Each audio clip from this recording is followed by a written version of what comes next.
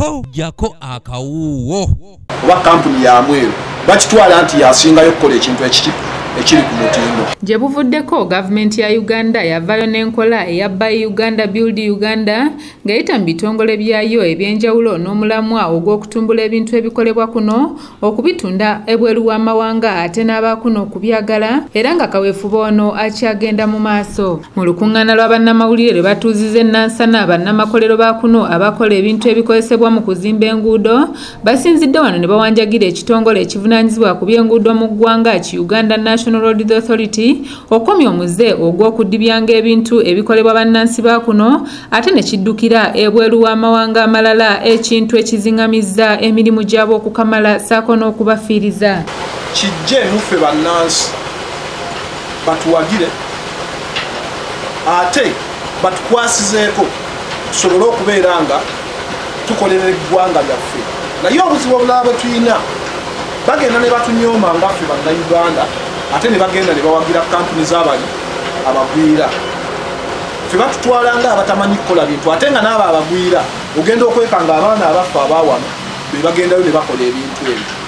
So nsaba UNRA n'ebitongole ebirala ba engineers ab'enjawulo bajje bettanire nnyo bannayuganda bannaabwe. Semuju Shafiki nga yakula ekitongole eki KSS Concrete Dealers agamba nti obuzibu UNRA bweyina enyooma nnyo ebintu ebikolebwa abaana ba kuno ate ne yeesiga ebyabagwira kyokka nga ne wano basobola ddala bulungi okubikola era nga biri ku mutindo. Kugambye ekintu kimu ffe ng'abannansi batutwala okuba nti tetumanyi byakukola ki tetumanyi byakukola kati omugwira bwajja kasita balaba nti kampuni ya muzungu oba kampuni ya mweru bakitwala nti yasingayo kukola ekintu ekiri ku mutindo. Embeera eno bano bagyesigamiza ku buli bw'enguzi obufumbekedde mu ggwanga lino era nga bwe batyo basabye gavumenti obwetwesuulirayo gwa Naggamba enoonye abantu nga bo abakola emirimu egy'omutwe ebateekemu ensimbi ebasale ne ku misolo gye bawa egule ebintu byabwe bakola olwo nabo basobole okukulaakulanya eggwanga ate n'okutumbula abalala.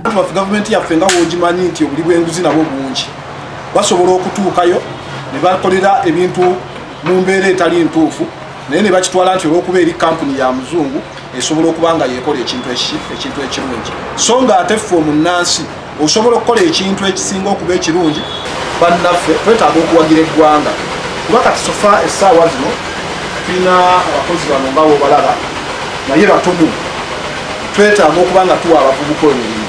Bawanjagidde gavumenti essira okusinga okuliteeka ennyo ku masomero agayigiriza emirimu egy'emikono olwo lyoke lifuna abakugu so nga n'abavubuka basabiddwa obutanyooma mirimu kino kibayambeko okufuna emirimu ate n'okukulaakulanya eggwanga.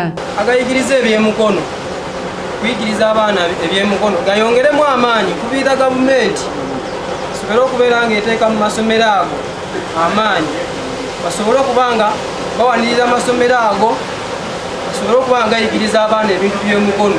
Mikono gyange avubukamu abatudde eyo amagezi gembawa nti benyigire mu kukola balime okutuuka. Stephen Tumusime yakusakidde eggulire lino ku lwa ABS Television. Tusobola kugenda kuleeta mu Sudan, tusobola kugenda kuleeta mutake ajja akolewa.